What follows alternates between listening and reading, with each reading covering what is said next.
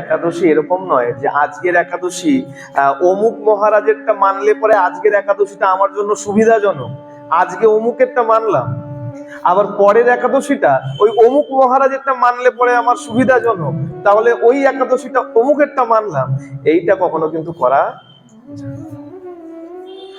বাপ তোমার এক হওয়া উচিত, 14টা বাপ রাখলে মুশকিল হয়ে যাবে, হবে তো? বাপ একটা রাখাই উচিত। যে গুরুদেব আছে তিনি হলেন বাপ, আর বাপ যা বলবে সেটাই তোমাকে মানা উচিত। এখন আগের দিনও বলেছিলাম, আগের একাদশীতেও, যদি গুরুকরণ না হয়ে থাকে, যাকে অনুসরণ করেন, আমাকে অনেক অনুসরণ করে, অনেক বাবা কবে একাদশী করবো, তারা আমাকে অনুসরণ করে। যাকে এরকম কাউকে যদি অনুসরণ করেন, একদম নির্দিষ্ট তাকেই অনুসরণ করবেন। এমন নয় যে এই একাদশী, অনেকে আছে না দেখবেন রবিবার আর শনিবার একাদশী মিলিয়ে পড়লে শনিবার দিন করে নেয়, কেন? মানে রবিবার দিন ভালো মন্দ খাওয়ার দিন, ছুটি ছাটা থাকে, ওই দিন একাদশী করলে মুশকিল হয়ে যায়, তাই তো? এরকম করতে নাই। যাকে ধরেছ সে যদি বলেছে তোমাকে রবিবার, তো রবিবারই তোমাকে একাদশী করতে হবে, নির্দিষ্ট সময়ের মধ্যেই কিন্তু পালন করতে হবে। এখানে আরেকটু ভাঙিয়ে বলি, অনেকের মধ্যে ভ্রম আছে। পারণ সবসময় সূর্যোদয়ের পরে হবে, এমন নয় যে আমি 4টের সময় ঘুম থেকে উঠি মানে ঘুম থেকে উঠেই গোবিন্দায় নমঃ মুখে দিয়ে দিলাম, এইবার শুরু হয়ে গেলাম না, তাহলে কিন্তু ব্রত ভঙ্গ হয়ে যায়। আর এই পারণের প্রসাদ গ্রহণ করার পূর্বে দন্ত ধাবনও করা যাবে না, দাঁত মাজা যাবে না। দাঁত মেজে যদি প্রসাদ নিয়েছো তাহলে একাদশী নষ্ট হয়ে গেছে, দাঁত মাজা যাবে না। একাদশীর দিনও যেমন দন্ত ধাবন করা যায় না, ভালো করে শুনবে সবাই, একটু পরিষ্কার করে নেবে। একাদশীর দিনও যেমন দাঁত মাজতে নাই, দাঁত যদি মেজেছো তাহলে কিন্তু সেই একাদশী নষ্ট, তৎক্ষণাৎ নষ্ট হয়ে গেল। সারাদিন তুমি ভালোই না খেয়ে থাকো, তাতে কিন্তু কিছু যাবে আসবে। একাদশীর দিনও দন্ত ধাবন করতে নাই। মা, দুজন মা বলছে আমরা জানতাম, জানো ভালো করে, বলে জানার শেষ নাই, তাই তো?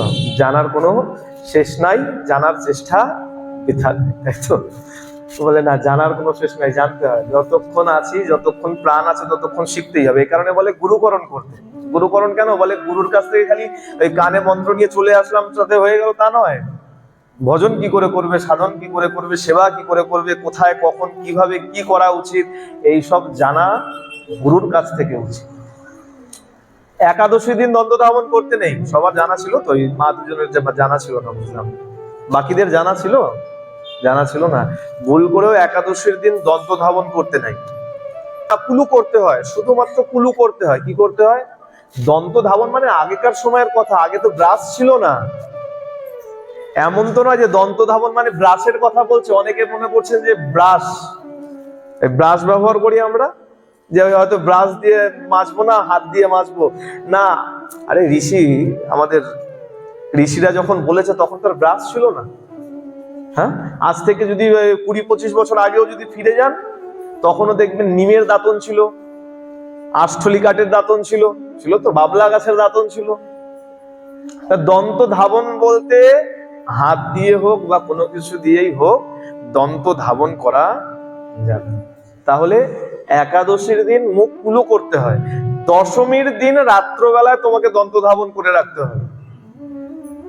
দশমীর দিন ভালো করে দন্ত ধাবন করে রাখতে হবে, দাঁতের মধ্যে যেন কোনো আগের দিনের কোনো অপাচিত খাবার আটকে যেন না থাকে।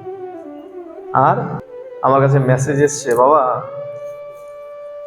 একাদশীর দিন মিষ্টি খাওয়া যায় না। আগে একটু ভালো কথা বলি, একটু ভালো করে শোনো। হ্যাঁ, একাদশীর দিন যদি জীবের লালসা থাকে তাহলে অমন একাদশী না করাই ভালো। আমাকে অনেকে জিজ্ঞাসা করে সূর্যমুখী তেল খাওয়া যায়? আরে বাবা, 30 দিন তো তুমি একদম আচ্ছা রকম করে খাচ্ছ। ভগবান তো বলেনি যে 28 দিন আমাকে দে আর 2 দিন তুই রাখ। ভগবান বলেছে 28 দিন তুই নে আর 2টো দিন আমাকে দে, তাই তো? 15 দিন পর পর একটা করে দিন। আর সেই দিনও যদি সূর্যমুখী তেল খুঁজতে হয়, বাদাম খুঁজতে হয়, ওর থেকে একাদশী না করা ভালো। একাদশী তো বলা হয়েছে নির্জলা। ভগবান বলেছে একান্ত যদি না পারো তাহলে কিছু ফলমূল গ্রহণ করো, আর তাতেও যদি না হয় কিছু সাকার গ্রহণ করো, আলু কাঁচকলা হ্যাঁ এইসব সেদ্ধ করে, তাতেও ঘি দিতে বলেছে। আরে তেল নেই তাতে কি হচ্ছে, ঘি বলেছে দিতে। কাঁচা লঙ্কা নেই তাতে কি হচ্ছে, গোলমরিচ ব্যবহার করতে বলেছে। সাধারণ লবণ বাদ তো সন্দব লবণ আছে। আর তারও পরে যদি মনে হয় যে সূর্যমুখী তেল খাওয়া দরকার, একটু আলু ভেজে না খেলে হয় না? হ্যাঁ, এই যারা যারা সূর্যমুখী তেলের কথা বলে, একদম 100% তারা ওই আলু ভাজা করে খায়। জীবের লালসা যদি থাকে তাহলে সেই ব্রত, ধ্যান, পূজা পার্বণ করে কোনো লাভ নাই। একাদশীর দিন মিষ্টি খাওয়া যায় না। ভালো করে শোনো, একাদশীর দিন কোন মিষ্টি? দোকান থেকে যে মিষ্টি আনবে, বাড়িতে তো আমরা কেউ মিষ্টি বানাই না, দোকান থেকে কেনা মিষ্টি খেতে নেই। কেন? তার মধ্যে পঞ্চশস্যের এক অন্যতম শস্য, যাকে আমরা আটা ময়দা বলি, তার পাইল থাকে। যদি বিশ্বাস না হয় ময়রার কাছে গিয়ে বসে দেখো মিষ্টি কি করে বানায়। শুধু ছানা যদি ওই চটকে গোল করে শিরার মধ্যে ছাড়ে, ও ফেটে যাবে। মায়েরা ভালো করেই জানো, আমি আর নতুন করে কি বলবো। হ্যাঁ, রসগোল্লা হবে না কোনোদিনও। তাকে টাইট করতে গেলে আটা বা ময়দার ময়ন দিতে হয়। আর যদি সেই রসগোল্লাই যদি খেলে একাদশীর দিন, তাহলে আর একাদশী কি করে থাকলো? এ কারণে ভালো করে জানবে, একাদশীর দিন কদাপি দোকান থেকে কেনা দই, মিষ্টি, পনির পর্যন্ত আহার করা যায় না। বাড়িতে যদি পাক করতে পারো, বাড়িতে করে খাও, কোনো আপত্তি নেই। দুধ দই করে নাও, কোনো অসুবিধা নাই। ছানা করে নাও, কোনো অসুবিধা নাই। বাড়িতে যদি শুধু ছানা দিয়ে মিষ্টি বানাতে পারো, তাও করে খাও, তাতেও কোনো আপত্তি নাই। কিন্তু দোকান থেকে কিনে খাওয়া উচিত। আর শ্যামা যারা আহার করো, বারবার বলবো, আর শ্যামা খুব ভালো করে বেছে তারপরে আহার। অজ্ঞাতেও যদি তাতে চালের কণা থাকে, তাহলেও কিন্তু অজ্ঞাতেই সেই একাদশী তোমার নষ্ট হয়ে যায়। শ্যামা খুব সাবধান। শ্যামা খাওয়া যায় না করছে, শ্যামা আহার করা যায়। অনেকে বলে আহার করা যায় না, অনেকে আহার করা যায় বলে। যার যে মত আছে সে সেমন মানবেন, কিন্তু যারা আহার করেন খুব সাবধানতার সঙ্গে শ্যামা আহার করবেন। কেন? শ্যামার মধ্যে চালের কণা যদি মিশে যায়, তাকে আলাদা করা বড় কঠিন। দেখতে একদম একই রকম, বোঝা যায় না যে কোনটা শ্যামার দানা আর কোনটা চালের দানা। সুতরাং যদি শ্যামা আহার করো, তাহলে কিন্তু খুব সাবধানতার সঙ্গে এই শ্যামা আহার করতে। প্রেম সে বলো, আর একটু জোরে তো বলো, সবাই মিলে ধরো হাত তুলে। একাদশীর দিন একাদশীর মাহাত্ম্য অবশ্যই শোনা উচিত, কিন্তু আমার মত একটু আলাদা। আমার মনে হয় একাদশীর কথা আগের দিন যদি একটু শুনে নেওয়া যায় তাহলে ভালো হয়। কেন? বলে তাহলে লালসার একটু বেড়ে যায়। হ্যাঁ, কেউ মানা করতে পারবেন না।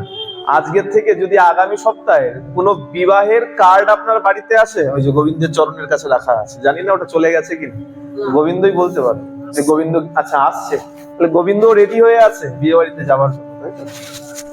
যখনই বিয়ের কার্ড আসে আমরা কি করি? আগে থেকে রেডি হই। হ্যাঁ, আর বিয়ে বাড়িতে যাওয়ার আগে বেশি খাস না, বাড়িতে গিয়ে শুরু থেকে শুরু করতে হবে, তাই তো? কেন? বলে জানি লালসা আছে। কি লালসা? এটার পরে ওটা খাবো, তারপরে ওটা খাবো। ঠিক তেমন যদি জানা থাকে যে আগামী যে একাদশী তার মহিমা কেমন, মহিমা জানা থাকলে তার প্রতি শ্রদ্ধা, ভক্তি এবং সেই একাদশী পালন করার আগ্রহ একটু কোথাও থেকে যেন বেড়ে যায়।